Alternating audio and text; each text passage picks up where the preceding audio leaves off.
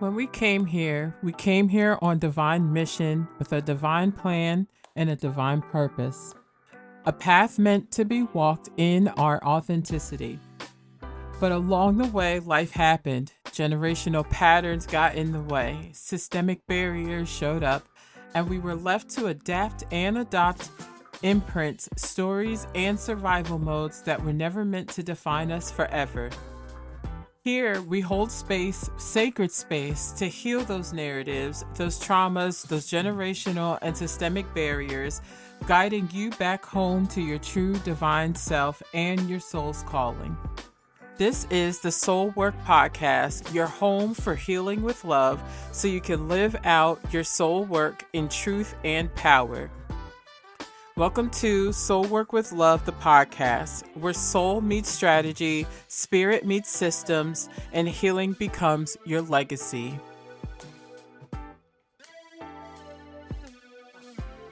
What's up, my beautiful souls? Welcome back to Soul Work with Love, the podcast. My name is Love Ashley Elaine, and I am here to be your guide, to be your favorite pink sheep, to guide you through all things healing, spirituality, and purpose. This episode is super important and dope because I have launched Release and Rise Coaching. Yes, this episode we are diving into the sacredness of pausing, right? The invitation to pause and remember who you are, who you were before the world started saying you got to be this, you got to be that, you got to have this, you got to have that. So prepare your mind, body, your spirit, get your tea, and let's get into it.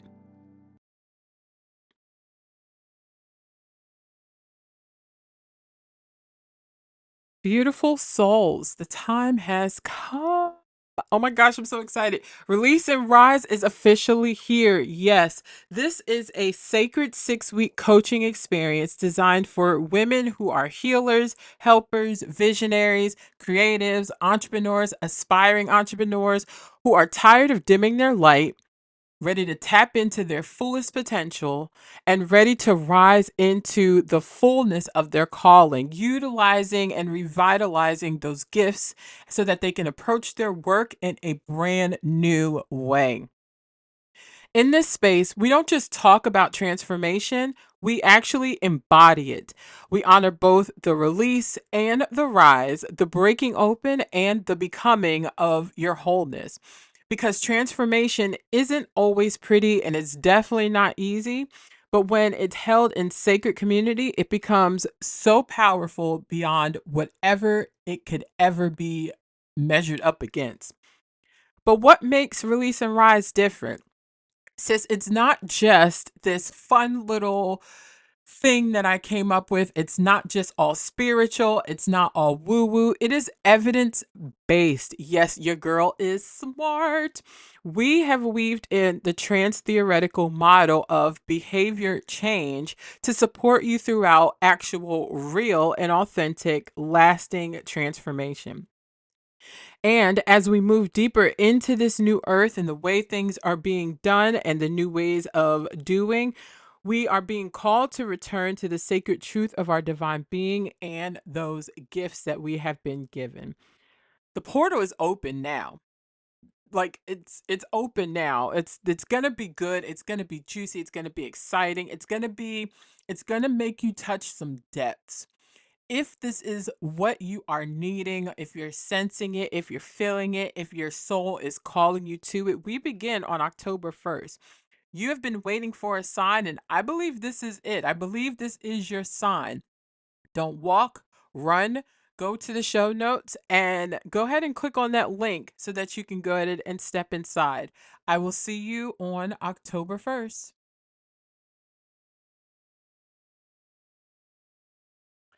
And welcome back to Soul Work with Love, the podcast. I am so happy to be here. I love that I get to do this, and I just have just a moment of gratitude. Thank you to all of you that continue to trust me, to be your guide, that tune in every week.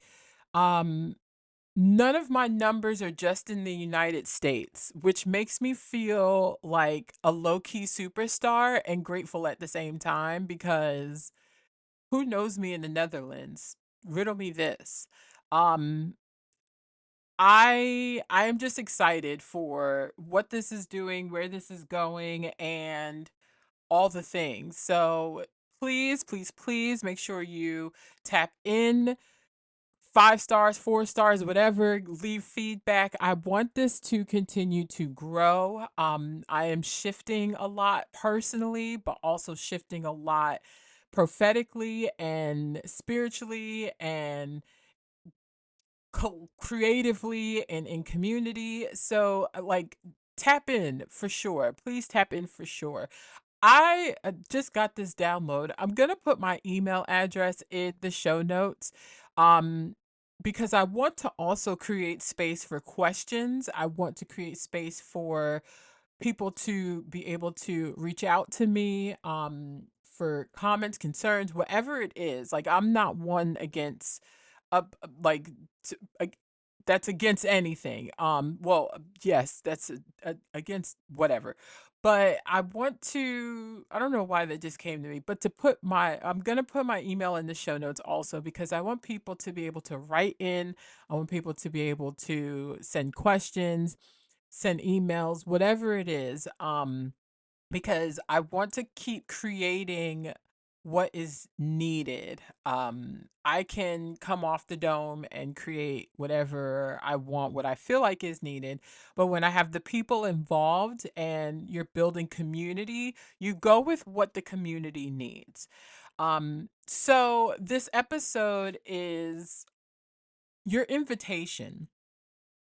This is your invitation for you to find sacredness in pausing.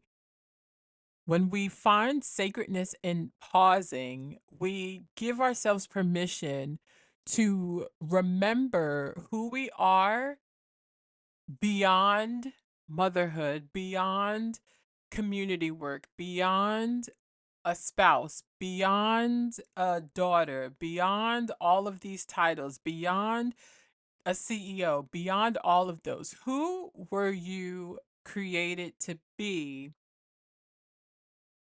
before you were placed into your mother's womb? I know I talk about this a lot, but I think it's important for us to remember because we're living in a world that is so power driven that it's if you have this and this, then you're this and this. But if you don't have this and this, then you're not this and this. Like it's very much you are what your identity is, but the identity is titles. The identity is the mask. The identity is all of these things that honestly can change tomorrow, right? You can be the CEO of a company today and no longer be the CEO tomorrow. Hello, Mr. Target. You can be a mother today, knocking on wood, never want anything to happen, and that change tomorrow, right? You're still a nurturer, though, right? I think sometimes we forget that some of these titles actually come from who we are as divine beings, right? The giftings that we have. Um, Not every mother is a nurturer. Let's just throw that out there, right? So, this episode, we're going to be talking about why the sacred pause matters, how to begin remembering who you are and your divinity within that pause, and then detaching from the surface, right? Why is it important to detach? I've been in this deep practice of the law of detachment, right? It's like anything I'm doing, it's like I want to put it out there, but also detach from it because I don't want to be so fixated on the outcome that I miss what is being transformed within me, what is happening in real time, right? When we're not detached from the outcome or detached from like future or like we have to detach, right? That law of detachment is very, very real. So when we talk about the sacred pause, we're talking about removing what this world has been, what it is, what it's conditioned us to think and believe, and that there's reward for constant doing, right? Like you have to constantly be doing and then do a certain way, like not your way, but the way that other people want you to do.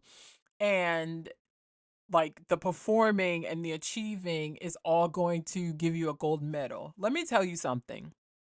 There's no gold medal at the end of this. Like not one. We have one life. We have one. I want to live so deep in the truth of my being that when I wake up in the morning, I have no other option but to walk in that version, right? I've I- I've even said that when it comes to motherhood, because it's almost like this thing where as a mother, yes, there's sacrifices involved. Yes, there's, um there's things involved in being a mother. And what I've witnessed is when mothers don't detach themselves from what I guess that societal role or norm is, there's regret, there's guilt, there's shame, there's jealousy, there's all these other things that happen on the back end that end up disdaining sometimes that relationship or can be passed on. Like the last episode, I talked a lot about those generational patterns, or not last episode, last few episodes, right? We've been talking about releasing those generational patterns. And what I've learned is if I take good care of me and remember who I am as a person, not as a mother, as a person, then I can only get better as a mother. I can only get better as a partner. I can only get better as a business owner. I can only get better as a speaker. I can only get better as a student. I can only get better in all of these other realms. Why? Because I remember who I am. I am soft. I am a nurturer. I am a lover. I am playful, right? I have a kid like spirit. Remembering all of those things at the divine surface, at the depths of me, is what's going to allow me to step into these other roles with authenticity and be able to maneuver through them the way that I need to, instead of putting on this mask and pretending that the role is who I am. No, I make the role. I make the role. That's like putting on an outfit and someone not liking it. And it's like, oh, it doesn't look good on you, but you love it because it's not about the outfit. It's about you. It's about you. Who are you? So that sacred pause is a reminder that there's no reward for constantly doing and performing and achieving and showing up in ways that are draining you. You're drained because it's not authentic. You're drained because you're trying to show and prove. And who are you trying to show and prove to? Right? It's one thing if you're trying to show and prove to yourself. And even in that, it's like I know what I'm walking with. I don't need to overly perform even with myself, right? Because who I am when I'm by myself, I am that person when I show up around other people. Like it or love it or not, right? If you hate yourself in private, you're going to hate yourself in public and turn that into hate for other people. Another reason why this sacred pause matters is because your soul didn't come here just to produce things. We didn't come here just to do. We came here to be, to experience joy, and to share your gifts and the alignment with your divine calling. In my notes, I also have to experience abundance. And as I was writing it, I even said to myself, I was like, well, the most abundant thing you can do is be present with self and be in honor, um, and honor the truth of your being. That quote will never leave me. And I'm so glad that I heard it when I did. The truth of wholeness is when the truth of your being matches the way of your being, right? So, if you're trying to do first, 444, if you're trying to do first before you become, before you be, it's not gonna align because you're trying, that's like trying to fit a size, someone who wears like a size 11 into a size 7. You can't think your way down into a size 7 because that's not what your being is, right? Why would you want to shrink yourself back? So the most abundant thing you can do is be, know what your giftings are, and share those so unapologetically with the world. And here's a note: your purpose is also you, like how you, like who you are. So if you are very in tune with who you are, right, and not what trauma has made you, not what anger had, not the anger that you've allowed to reside in your body, right, loosen up your shoulders, take a nice big inhale, deep breath, release all of that excess baggage, the shit you don't need, and come back home to your true self. Who are you at the soul level? And be that person. The role is not going to matter. Be that person. The abundance is in who you are at a soul level. And there you find your gifts. You are Pandora's box. Your soul is Pandora's box. When you tap into that box, you find all of everything and can lead with that space. Right? When we're always talking about aura and energy, it's because people have unlocked who they are at a core level. But the people that haven't, you can feel that on them too. You can feel the nastiness and their disdain and the unhealed trauma. It actually has a smell to it too. It's pretty gross. It's pretty gross. This new earth doesn't want hustle. That shit is played out. You can't hustle your way into becoming. You can't hustle your way into identity, right? When you are so clear on who you are and have connected to the depth of that person, that being, that energy, that that person of source, right? That creative, you see hustle differently. You don't have to work as hard. You don't have to work as hard. You work hard, right? There's a difference between hustling to get and hustling to be, right? When you know who you are and what you're meant to do, that hustle is different. That hustle is different. That hustle is very different. I've experienced the hustle where it's like I gotta work, I gotta work, I gotta work, I gotta work, I gotta make money, I gotta make money, I gotta make money, and was still fucking burnt out. 3 mental health leaves later, still burnt out. Doing jobs that I loved working in the children and family sector, loved being a caseworker, loved working with Head Start, loved working with the teachers at Head Start. I loved all of the jobs that I've had, but they still were not enough. They were not creating the space for me to be all of who I needed to be. And sometimes the spaces that we need to be in, you got to create it on your own.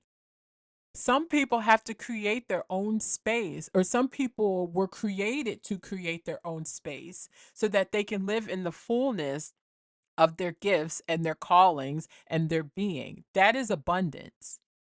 That is abundance. And when that happens, you draw people to you. There's people that want to support you. There's people that want to love you. There's people that want to talk to you. There's people that want to learn from you. There's people that want to watch you. You get all kinds of people. So this new earth is not about hustle. This new earth wants, who are you underneath that mask? This new earth wants the real deal. Who are you for real? Who are you for real? Who are you underneath all of the designer? Who are you underneath all of the trauma? Who are you underneath the mask? Who are you underneath all of that? right? And I think last week we also talked about like not identifying with your emotions, but allowing your emotions to be identifiers for what you need to sit with, what you need to be with, what information is being brought to you. This new earth wants us to lose the mask and drop in deeper. If you've ever taken a yoga class with me, or if you've been listening for a while on any like of my social media, my content here, I always say get out of the mind, drop into the body. And when I say drop into the body, it's not your physical body, right? We have the feels there, but go deeper. Like even for me now saying that, it's like, ooh, no, go deeper. There's juice. It's juicier beneath all of that stuff. Go deeper. Who are you beyond this body? Come out of the mind, drop into the body, go deeper within the body, go down into the soul. Where are you there? Go into the core of you. Where are you there? That solar plexus. Tap into that fire space. Connect there, that like where the intuition lives also. This new earth is calling us to go there, not the surface pretty stuff. None of that. Transformation is not pretty. And if you want to live in your authenticity, if you want to live in the truth of your being, the divine version that you came here to be, with the divine gifts that you came to use, right? Be, have, do. I probably am going to say that every single episode, which at this point, it's fine. I hate repeating myself. And of course, I became a mother and a teacher.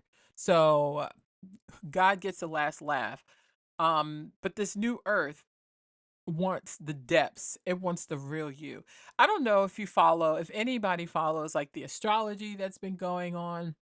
I'm recording this on September 1st and Saturn just moved into Pisces. So there's a lot of like empty space of us not knowing what to do, how to move, like the blueprint of what we've once had is gone.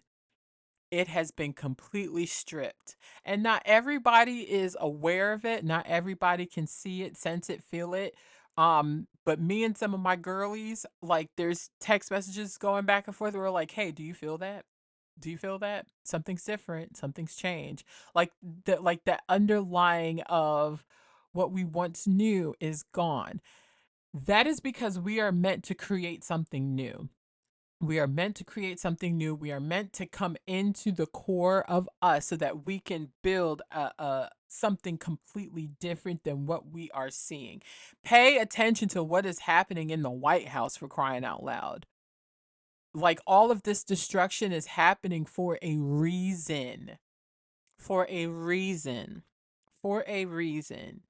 So allow yourself to pause and allow that pause to be beautiful. Allow it to be sacred. Allow that cocoon to be where you allow the death of who you always thought you were supposed to be take place.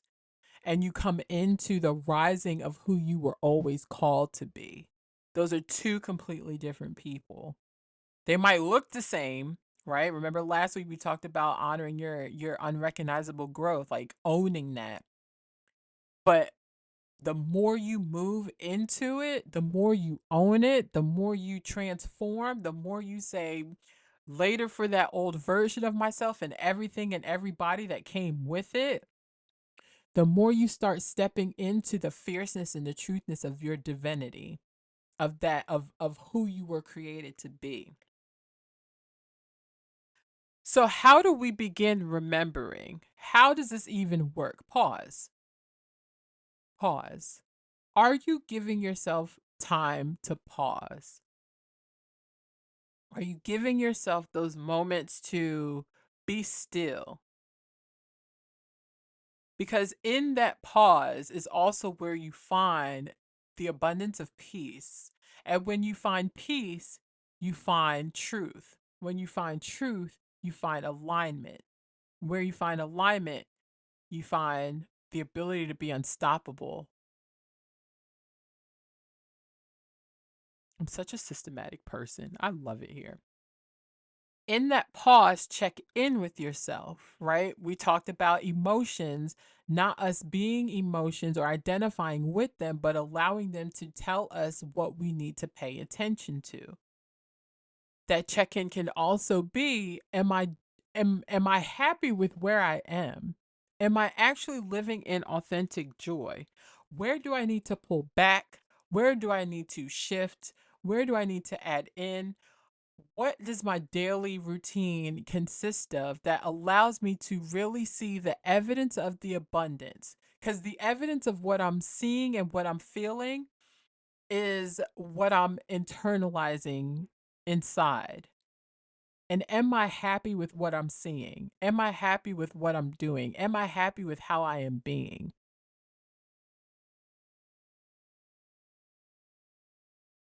Check in with your daily rituals, right? What is your daily ritual of presence?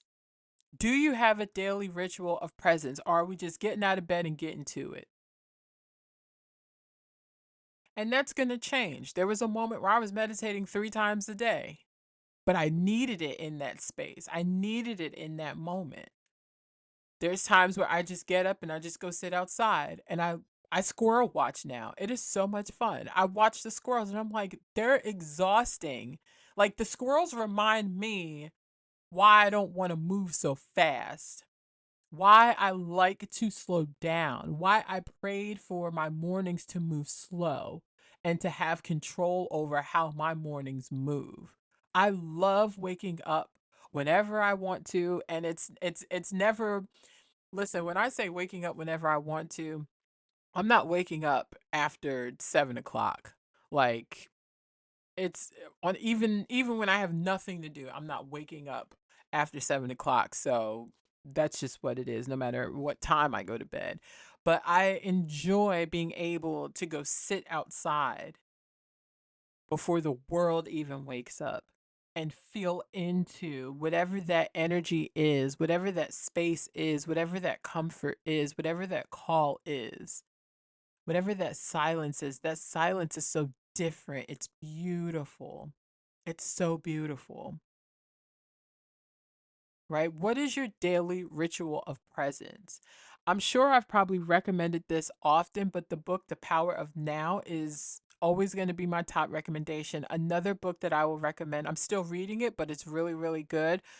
Being Supernatural by Dr. Joe Dispenza.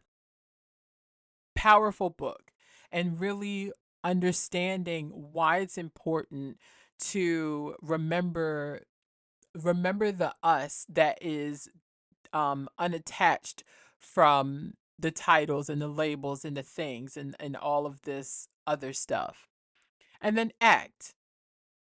When you come into that place of your ritual, your daily ritual of presence, right? And you're starting to remember who you are at a soul level, act as that person. Be that energetic person. Be that source, right? Who you remember you are when you're in that moment of presence and you start to remember who you are at a soul level, be that person. Act from that place. Act from your soul, not from your title. When you act from your soul, the title doesn't matter. How you address the title, how you move through the title is what happens. When you act from the title, there's disconnection. There's no empathy. There's no understanding of the connection between you and the role. What is this title asking of you? It's just another title at this point. So, detaching from the surface, when we detach the labels, titles, and stories of pain, we allow ourselves to remember our why, right? We start to have a perspective shift on those narratives and the stories and the things that we've endured.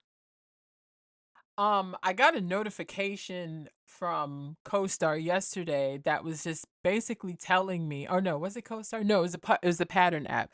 It was basically talking about my Chiron being in my chart. And Chiron is all about the wounded healer. And I've always, before I even really got into like the depths of spirituality and astrology and all of that, I used to say to myself, I used to ask God questions about why he allowed me to experience so much pain, right? I think about the story of Job where he lost everything, but he still glorified God. He still honored God. He still kept his heart open. He still stayed grateful. He still, like, his posture was still really beautiful, even though he endured so much pain, right?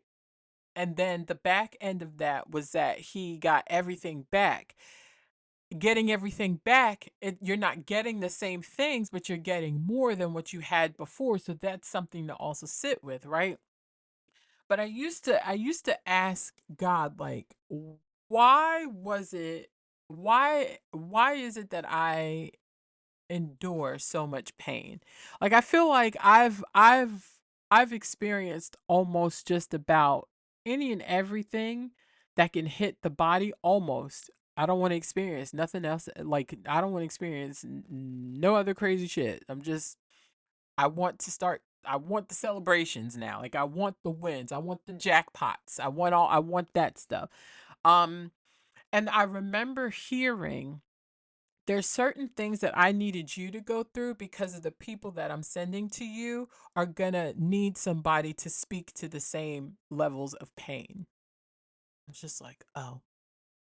So instead of me staying in a place of identifying with the pain, right, I can remember who I am through that pain, right? I can remember what that pain felt like and hold space for other people to experience that pain and come back to remembering who they are because of who I am. I am not the pain that happened to me. I am not the stories that I've had to live through. I am not the narratives that other people have placed on me and that I've placed on myself. Right? We are so much more than our name and our role in our wounds. We are energy, gifts, and a being. I want to remember my being so that when pain hits me, I can remember I am love, I am light, I am a healer, I am a warrior. It makes the pain less intense, but it also allows me the authority to transmute it. So when I detach from the pain and I remember who I am, the pain becomes smaller. It doesn't make it any less, but it becomes smaller because I'm now no longer attaching myself to the pain. I'm attaching myself to my being. I am a healer. I am an alchemist. So when pain hits my life, I transmute it. I turn it into something beautiful so that I can hold space for other people to do the same. What would happen if you began stripping the titles? If you began stripping the storyline? If you came back to your main character energy, right? Remembering the divine version of you that was sent here to experience the highs and the lows and use those highs and lows for something greater. Who would you allow yourself to be? What would that truest version of you be like? What would you do in your most rawest and truest form? What would that version of you be like? Nice big inhale and exhale. Sit with that. Journal with that. Find that sacred pause to remember. You deserve to live a beautiful fucking life, bro. You deserve to live in all of the wholeness and abundance that was sent here with you. I now believe that John 10:10 is not just like the scripture that I was sitting on for the year last year or this year. Wow, this has been a very long year. Um man, sorry, I just had like a moment. This has been a very long year. But John 10:10 is life. The thief comes to steal, kill, and destroy, but I've come that you may have life and have it more abundantly. John 10:10 is life. You are here to live an abundant life. And part of that abundance is you walking boldly in your divine being. No, that abundance is you are here to live an abundant life. And how you do that is remembering the divine version of you and sharing your gifts, moving into your calling, allowing the pain to be smaller than the narrative of the soulful narrative of who you truly are. That is the abundance. That is the richness. That is the richness of it all. If this message resonated, if it's stirring something up within you, Release and Rise Coaching is where we can take this work even deeper. It is a 6-week evidence-based soulful coaching experience that is going to help you and hold space for you to release the old, the stories, the disconnect, and rise into the work your soul came here to do and who you were called to be. So registration is now open. The journey begins October 1st. I have a love affair with the month of October. It's so depth and juicy. Tap in. This is going to be a beautiful 6-week program. I would never take people any further than I've taken myself. You can't take anybody any further than you've taken yourself. You cannot take anybody any further than you've taken yourself. You cannot take anybody any further than you've taken yourself. So there it is for you to start to begin to remember who you are, your soul's transformation, and how to debunk some of the narratives and titles and roles and stories that you've been holding on to or that have been placed upon you. I love all of you so much for free. Until next time, tune in. Bye.